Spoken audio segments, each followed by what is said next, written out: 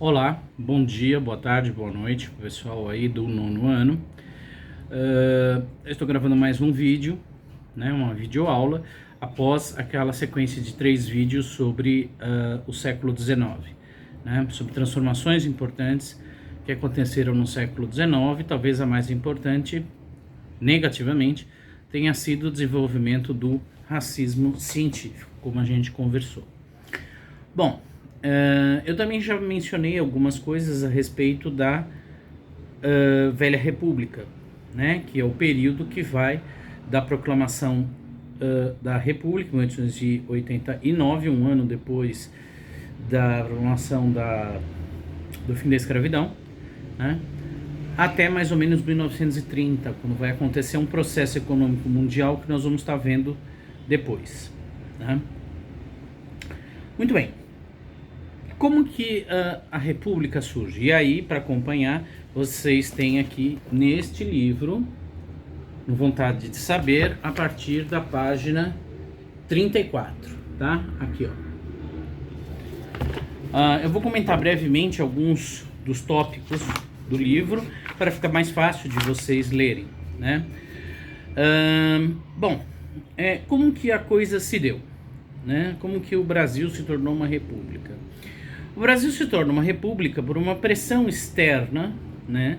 Por uma pressão, vamos dizer assim, exercida pelo capitalismo mundial, representado ainda nessa época pela Inglaterra. A Inglaterra, de longe, era a maior potência do mundo, né? Como se dava isso? Ora, era necessário que o Brasil montasse estruturas, né, que permitissem que o Brasil ocupasse um lugar no mercado estrangeiro, né, no mercado internacional. E esse lugar no mercado internacional, por curioso que pareça, né, não podia contar com a presença de escravos. Por quê, professor? Não rende mais? Rende, mas escravo não consome. Ora, se escravo não consome, ele não interessa a uma nação mais poderosa que tem interesses em exportar. Como assim, professor? Veja só, se a Inglaterra quer exportar para cá camisetas, é interessante que você tenha uma população relativamente remunerada para que essa população seja consumidora desses produtos. Falando a grosso modo, de uma forma simples. Então o Brasil importaria essas camisas e aí teria um pequeno mercado de consumo. Existem 2 problemas aí. Um problema é a inserção do Brasil no mercado mundial. Isso é um problema externo. E existe um problema interno, que é decidir quem vai ser o consumidor. Ora, qual parte da população vai ter acesso a esse consumo? Isso é uma explicação de base econômica, né? Mas é claro que existem as explicações de base política, né? O desgaste da monarquia, né? Uma certa, vamos dizer assim, uma certa incapacidade do Dom Pedro II de articular o poder em torno de si, né? Como fez o Dom Pedro I. Todo esse desgaste político estava causando bastante problema aqui internamente no Brasil, né? O Brasil é inserido na economia mundial desde a colonização, como fornecedor de matéria-prima, mas não como o Brasil, como uma colônia, não como uma entidade política independente, né? O Brasil se torna uma entidade política independente em 1822 com a independência, né, que nós estudamos no ano passado. Então, a partir daí, por volta de 1840, mais ou menos, vai ser trazida uma semente das Guianas que vai mudar a história do Brasil, que é o café, né? O Brasil passa a ter, né, o café vem aqui para São Paulo, para o oeste de São Paulo, como eu já disse para vocês, a família Prado teve grande importância nisso. Se vocês andarem pelo bairro de Santa Cecília, lá perto do centro, tem muitas ruas com os nomes de membros da família Prado. O café se estabelece como uma base fundamental da economia brasileira. E a partir daí que o Brasil vai se tornar um exportador agrário. Tá, qual é a função do Brasil nesse mercado mundial então? Ser um exportador de bens agrícolas. Certo. Quem ganha com isso? Os grandes plantadores de café, os grandes latifundiários do café aqui no Brasil. Essa classe social que vai ascender a posição de comando no país. Junto com quem? Junto com os militares que, de uma certa forma, tiveram uma importância na Guerra do Paraguai, né, que foi um fenômeno muito curioso, né? Brasil, Argentina e Uruguai se juntaram para derrubar um governo independente do Paraguai por interesses da Inglaterra, né? Então, quer dizer, foi interessante para a Inglaterra, né, a Guerra do Paraguai. E foi um massacre, né? Para vocês terem uma ideia, 3/4 da população masculina do Paraguai foi morta nessa guerra. O Paraguai teve dificuldades para compor a sua população, para não desaparecer enquanto nação por muito tempo, né?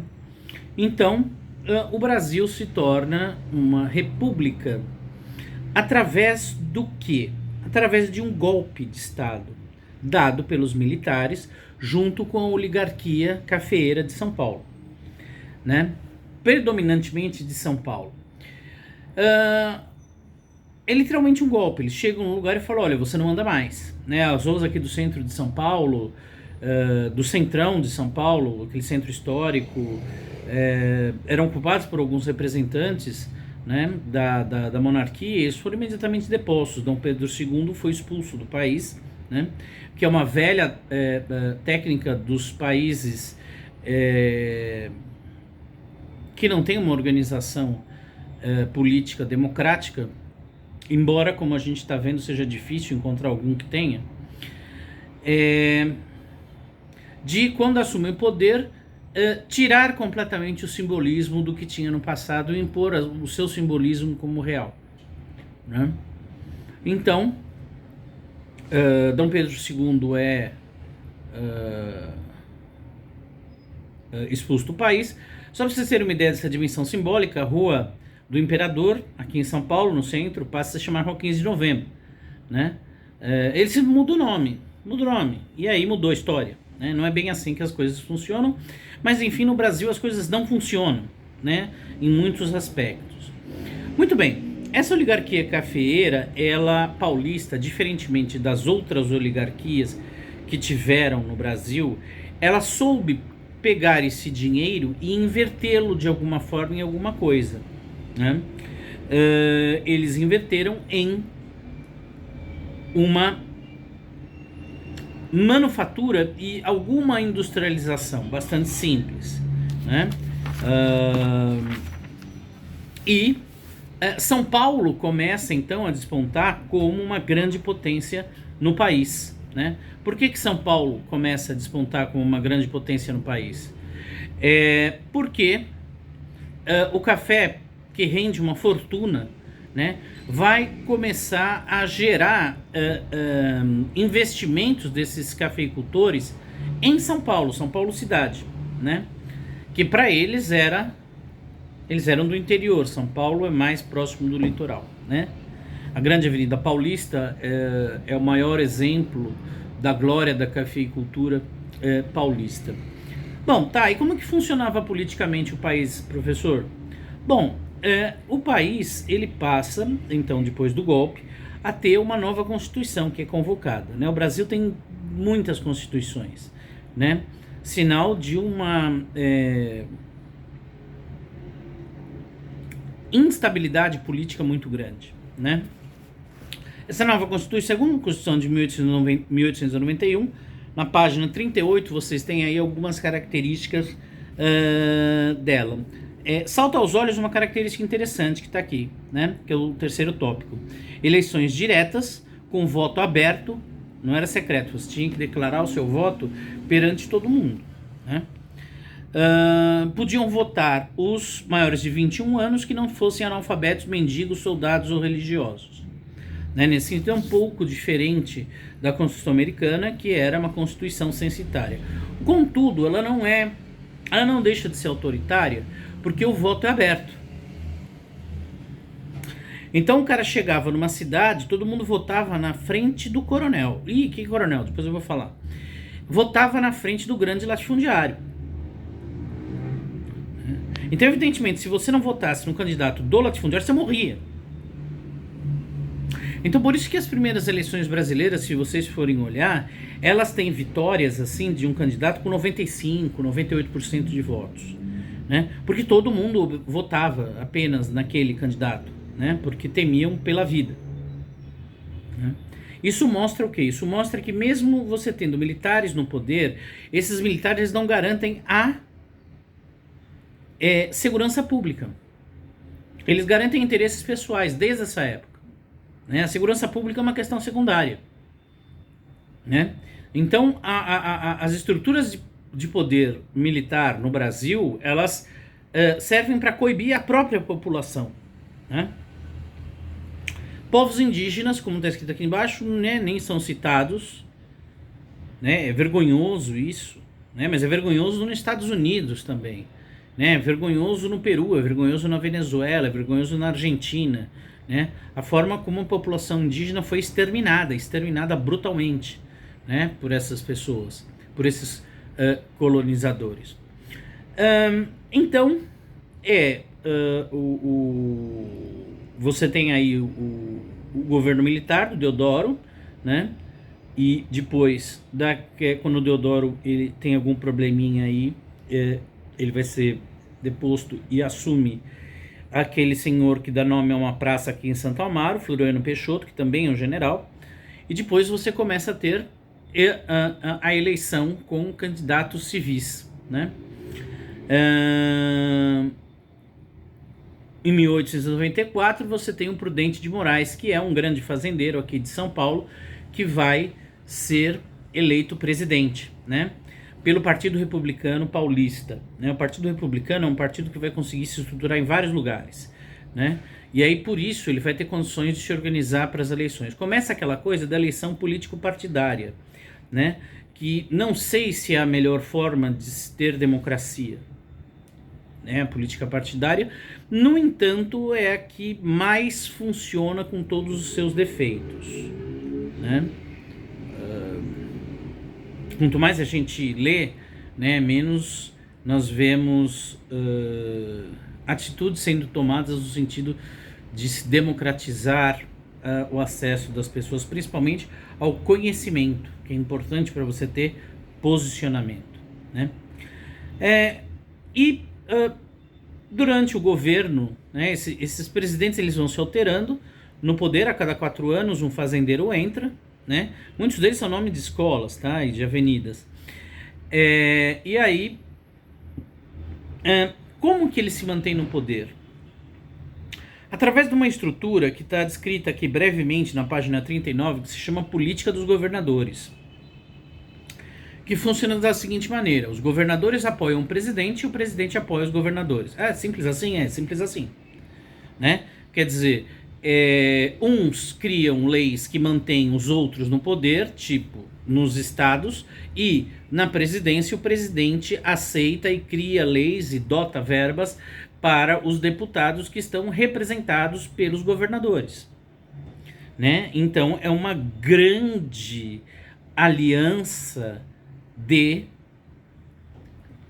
consumo das verbas nacionais por um grupo muito pequeno de indivíduos, né? Por essa oligarquia.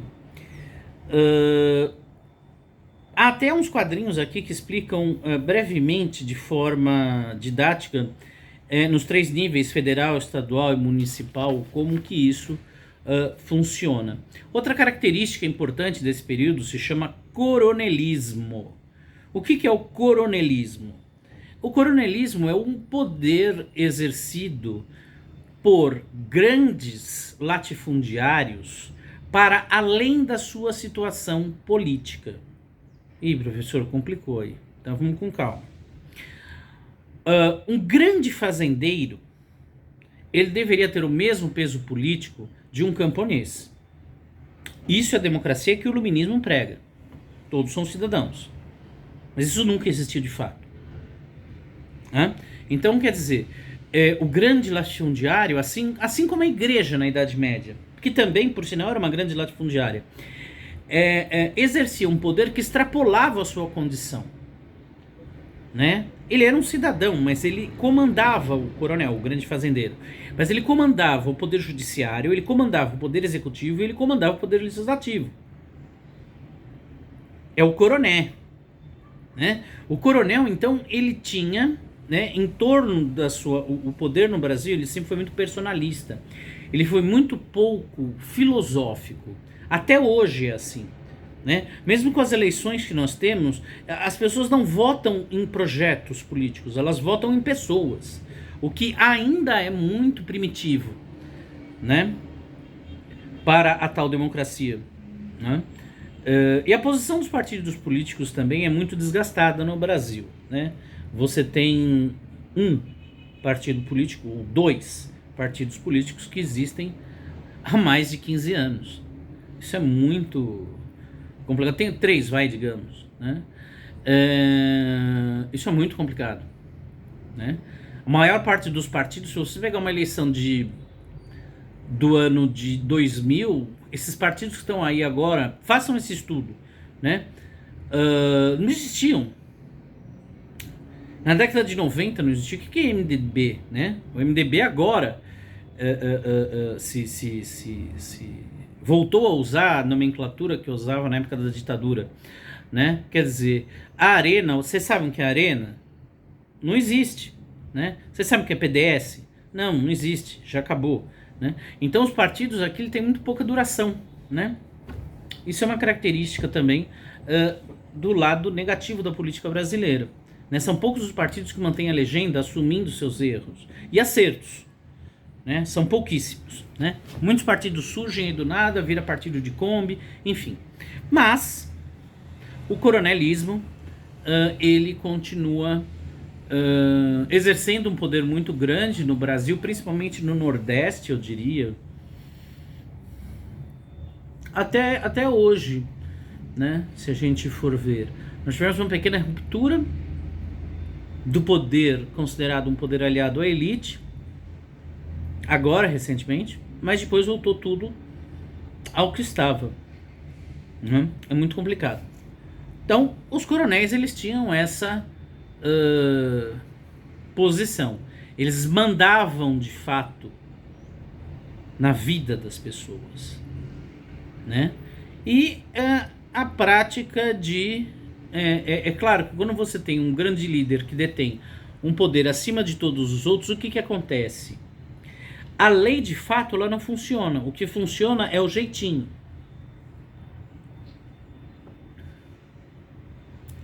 O que funciona é um negócio chamado clientelismo.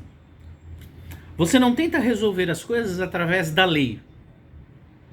Se você tem alguém que exerce um poder para além da lei, você tenta resolver as coisas a partir de um jeitinho de pedir, do famoso beijamão. Lembra do beijamão? Que eu falei o ano passado, né, do ritual de se beijar a mão do Dom João e tal, e aí contar seus problemas, etc. O beijamão é uma instituição brasileira. Né? Como você não tem um equilíbrio democrático entre as partes da população, essa população ela tenta outros meios para conseguir pequenas vantagens insignificantes para continuar se mantendo viva. Né? E aí se fala um pouco sobre o voto de cabresto, né? Que é uma decorrência do coronelismo. Voto de cabresto, porque cabresto é aquilo que você põe no burro para conduzi-lo. Né? Então, evidentemente, já é autoexplicativo o conceito. Né? Voto de cabresto porque você vota em quem o coronel manda. Bom, nós estávamos conversando lá no primeiro vídeo, né? Ou no segundo vídeo, que a gente falava sobre economia mundial, sobre o fato de que a Europa vai ter, por volta de 1870, 1880, um processo enorme de imigração. Uma grande parte da população europeia vai sair da Europa e vir para a América. Né? Se vocês pegarem os vídeos que tem aí, até podem rever os vídeos das outras séries para lembrar, A Europa é um lugar cheio de migrações, né? Tanto internas quanto externas, né? E vem se falar de raça pura é uma palhaçada, né? Então, houve uma enorme migração de uma mão de obra que era excedente na produção, no capitalismo europeu, né? Vocês percebam que, independentemente, né, de qualquer coisa, a história demonstra que existem problemas com os sistemas, né? Com os sistemas políticos, com os sistemas econômicos, né? Nós podemos listar uma grande quantidade de problemas em vários sistemas políticos, em vários sistemas econômicos. É para isso que nós estamos aqui, para estudar, né? Então, há esse lance da grande migração, que eles chamam de grande migração aqui no livro, na página 42, olha aqui, ó. Tá aqui, ó, a grande migração. Que é exatamente quando nós temos vindo para a América e as três Américas, né? Vindo para a América uma grande quantidade de imigrantes, notadamente por Brasil, italianos, né? Mas há também alemães, poloneses, espanhóis, né? Que vêm para o Brasil, uma quantidade muito grande de italianos que vão para os Estados Unidos, né? Notadamente em Nova York, onde você vai ter o Capo di Tutti Capi, né? O Poderoso Chefão, que é um belíssimo filme do Francis Ford Coppola. Ele fala sobre a máfia, uma instituição criada pelos imigrantes italianos nos Estados Unidos. E se você for mais para trás ainda, você vai cair naquela coisa de um livro do Eric Hobsbawm sobre sobre alguns rebeldes, ele chama Rebeldes Primitivos, o livro, né? Que fala sobre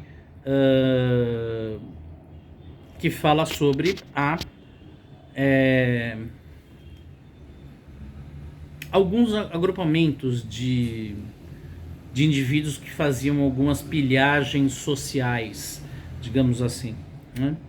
Na Europa. É um livro bastante interessante. Quando vocês chegarem no colegial, será legal de vocês lerem, se ainda existirem livros. Mas eu viajei um pouco aqui, né? Liricamente, cinematograficamente. Mas então há uma grande migração de europeus aqui para o Brasil. No Brasil, italianos, né, vão se concentrar muito em São Paulo, né? Em 1875, um censo que é realizado aqui, existem mais italianos do que paulistas na cidade. Então, a nossa cidade aqui de São Paulo é uma cidade muito influenciada pela cultura italiana. Eu mesmo sou descendente de italianos também, né? E aí, o que acontece? Esses imigrantes, eles vêm para o Brasil numa condição melhor do que o povo que aqui vive. Isso parece um absurdo, né? Mas é verdadeiro, né? Quer dizer, quando a República se formou, ela virou as costas para o povo. Uma vergonha. Os negros, por exemplo, brasileiros, que foram alforreados, é assim, amigo, ó, você foi alforreado, tchau. Não, pera um pouquinho, o que eu vou fazer da minha vida? Tchau, mano, se vira aí. Não se estabeleceu nenhuma condição, o Estado não criou nenhuma condição para que essas pessoas elas se estabelecessem minimamente para conseguirem ser produtivas, né? O caso das reformas no Rio de Janeiro, para variar, os colonos querendo ser Paris, né? A reforma no Rio de Janeiro, a elite carioca, a elite carioca expulsou os negros que viviam no centro. E aí eles foram habitar os morros e as favelas, sem nenhuma condição. Então, quer dizer, isso é um gravíssimo problema de organização e de desenvolvimento econômico de um país, né? Você deixa que uma grande parcela do seu povo fique naquela expressão que meu avô usava, Deus dará. Né? Então, não há educação pública, não há saúde pública mínima para que essas pessoas consigam viver. Né? Então, é muito grave a situação do povo brasileiro, dos negros principalmente, que representam, ainda outro dia, um pensador chamado Gessé de Souza, ele escreve um livro falando sobre isso. O negro, ele representa tudo aquilo que você não quer ser, né, simbolicamente, na cultura brasileira, né? Nós temos um país que teve 60% do seu tempo de existência que era normal você considerar um negro um escravo. Isso é um absurdo, mas era normal, né? Durante 3/5 do tempo de vida desse país. E depois as coisas não mudaram muito o significado, né? Haja aí os exemplos que nós temos hoje sobre a situação da população negra no país, né? Mas de qualquer forma, esses imigrantes, voltando aqui, esses imigrantes chegam à cidade, eles têm uma qualidade intelectual melhor, porque eles vêm de países onde a estrutura educacional era melhor, eles são tecnicamente melhores, né, como trabalhadores, porque eles vêm de países em que o nível econômico é melhor do que o nosso. Mas por que eles vieram para cá então? Porque o capitalismo tem isso. Quando surgem crises de superprodução, pessoas se tornam supérfluas, né? O capitalismo é um sistema que criou grandes inovações, um sistema que criou produtos muito interessantes, mas que ele tem um gravíssimo problema, que é não garantir a vida. E de tempos em tempos você tem crises. Crises essas que são quase que inevitáveis, né? Bom, então esses imigrantes, né, italianos aqui em São Paulo, eles vão se localizar no Bom Retiro, no Brás, na Moca, Belo, e aí um pouco assim na Zona Leste, essa Zona Leste 1, né, eles vão estar por lá, e serão operários das indústrias recém-criadas em São Paulo. Uma família vai ser muito importante aí, a família Matarazzo, né, que vai construir uma indústria, e o Conde Rodolfo Crespi, que virá para São Paulo e também será um industriário importante. E aí São Paulo começa a crescer, começa a pegar o jeito, né? O capital do café, junto com a mão de obra italiana, São Paulo começa a se desenvolver como uma metrópole, né? Uma metrópole positiva, professor? Positiva em alguns aspectos, negativa em outros. Sempre sendo excludente. Sempre sendo excludente, né? Então aqui na página 43 vocês têm aí algumas considerações sobre os imigrantes em São Paulo. Tá ok?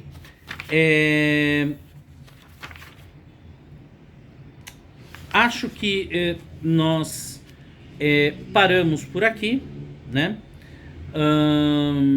Eu pretendo... O vídeo já está longo, né? Eu pretendo falar só sobre... Fazer mais um vídeo curtinho sobre as reformas do Rio de Janeiro, que elas são bastante simbólicas sobre a mentalidade brasileira. E depois nós partimos para a Primeira Guerra Mundial, ok? Um abraço. Ainda esta semana é para realizar as atividades da página 54, tá? Realizar as questões aí da página 54, de 1 a 8. Página 54 e 55, tá bom? Ok? Um abraço, então.